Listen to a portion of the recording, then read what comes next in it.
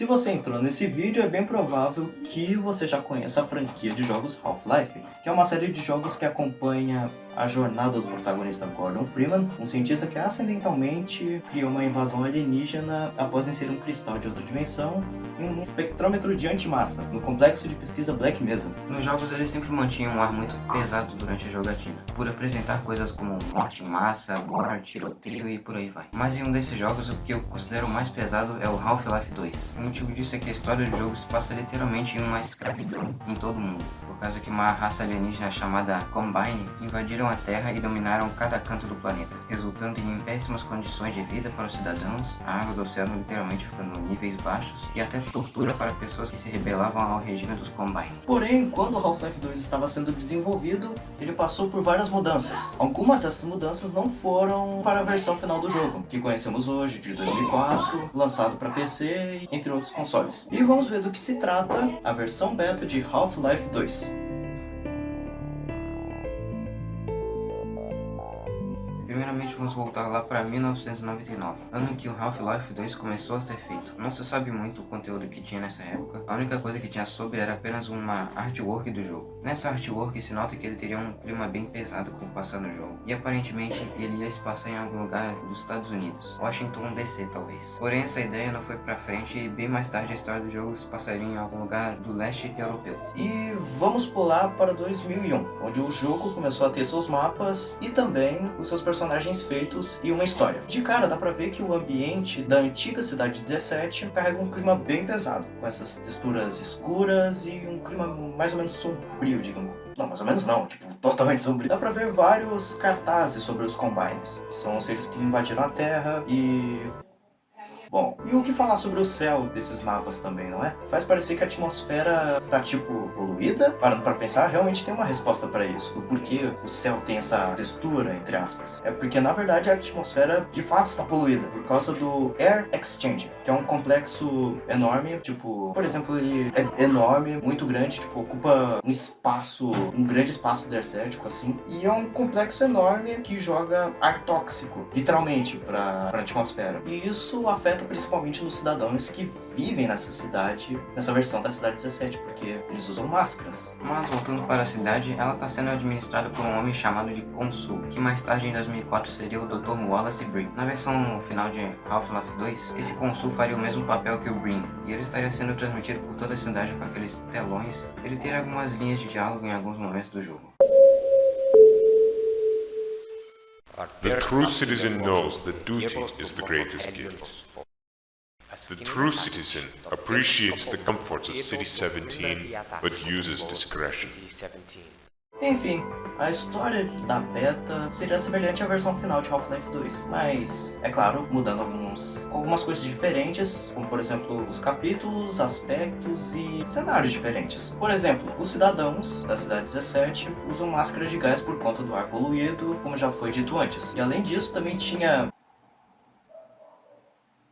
E também a trabalho infantil, sem zoeira, onde as crianças trabalhavam colocando as cabeças de um inimigo do jogo chamado de Cremator, que na versão final foi cortado, mas a sua cabeça foi mantida em um jarro na versão final do jogo, que aparece no capítulo 5, se eu não me engano, de Half-Life 2, chamado de Black Mesa East. Pra você ter uma noção de que a Valve queria fazer um negócio bem mais pesado pra Half-Life 2. Mas enfim, Gordon aparece no trem como no jogo original. Porém, ocorre um pequeno diálogo com um cara chamado de Samuel, que conta sobre o que aconteceu com a Terra e a Cidade 17. Logo entrega a máscara de gás pro Gordon e daí ocorre tudo como esperado. O Freeman passa pela cidade, conhece os Combines e conhece o Barney. Entretanto, aparentemente a Alex, que é aquela moça que encontramos no início do game, só ia aparecer mais tarde conforme a história andava. Continuando, Barney leva o Gordon para o laboratório secreto onde estaria o Dr.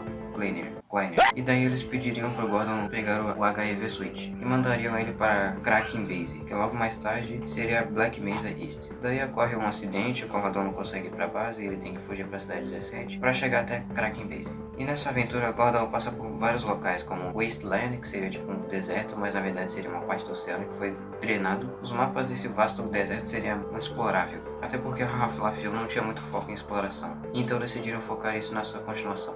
o Air Exchange, que é o complexo que solta o oxigênio tóxico lá, aquelas coisas tudo que já foi dito antes, e também Ravenholm, que é a cidade dos zumbis, que até chegou na versão final do Half-Life 2, apesar de ter seu nome trocado muitas vezes, tipo, esse capítulo já teve vários nomes, como por exemplo Quarry Town, Zombie Town, e entre mais outros. Mas apesar disso, a proposta desse capítulo se manteve até o final do jogo, que é uma cidade com zumbis, que só tem um sobrevivente, que é o Padre Gregory, e é isso. Mas em um desses locais, o que mais chama atenção é o navio Borealis, ou também chamado de Hyperborea, na versão beta. Nele a gente iria conhecer o Odell, que mais tarde seria o coronel dessa Cubbage, um dos personagens que conhecemos durante o capítulo Highway 17. Voltando para o Odell, ele iria ser o último tripulante do navio, que havia sido atacado por Stalkers e soldados Combine. O destino de Odell permanece um mistério. E sobre o Borealis, ele foi cortado na versão final, porém anos mais tarde, em 2007, o navio volta no Half-Life 2 episódio 2, como um navio que pertence a Aperture Science, lugar onde se passa o portal, tendo mais importância para a lore do jogo e seria ainda mais explorado em Half-Life 3. E após uma passada no Kraken Base, chegamos no Weather Control, que era uma grande estrutura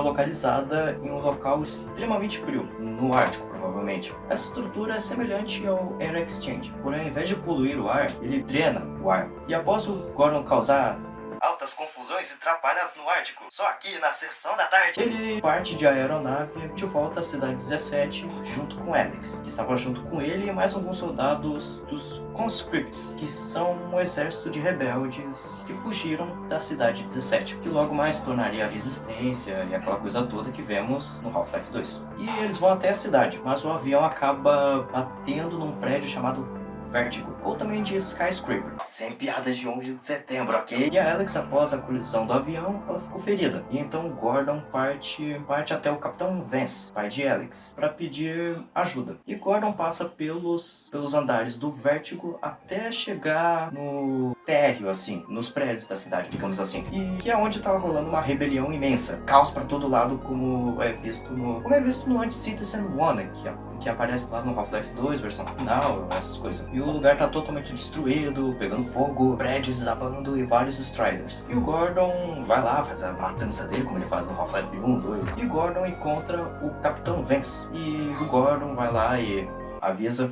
O cara é mudo, mas tipo, de alguma forma o Capitão Vance ia ter que descobrir que a Alex estava ferida, aquela coisa tudo. E depois disso o Capitão Vance pede ao Gordon invadir a cidadela. É aquela torre gigante lá que fica na cidade 17, que é onde está o Dr. Green lá. E também é onde se passam os últimos capítulos do Half-Life 2. E Gordon consegue invadir. Ele também passa por algumas câmeras da cidadela, encontra vários inimigos e chega na sala do Consul. E bom, acaba aí a beta de Half-Life 2, porque a história, ela terminou por aí. E só um adendo, nesse finalzinho da história, o Gordon ia encontrar a Alex, o Odell, e encontrou a Helena Mossman, que não foi dita aqui, mas ela foi uma membro da Resistência por aí, só que acabou traindo os seus companheiros, servindo ao Consul e aquela coisa toda. E logo se tornou a Judith Mossman, e aí acaba tecnicamente. Mas uma das coisas que estaria talvez no final do jogo é que o Consul não morreria. Seria meio que uma evidência de que ele não morreria mesmo, porque em uma das artworks, o Consul ia sobreviver usando uma máquina assim que faz ele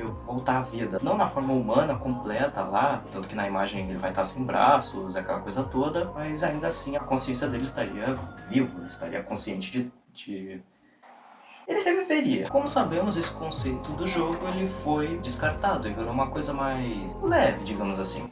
O motivo do porquê foi descartado não foi revelado exatamente assim pela Valve. Talvez pela referência ao 11 de setembro. Mas eu chuto que o motivo do porquê foi descartado foi porque a história estava se tornando extremamente pesada.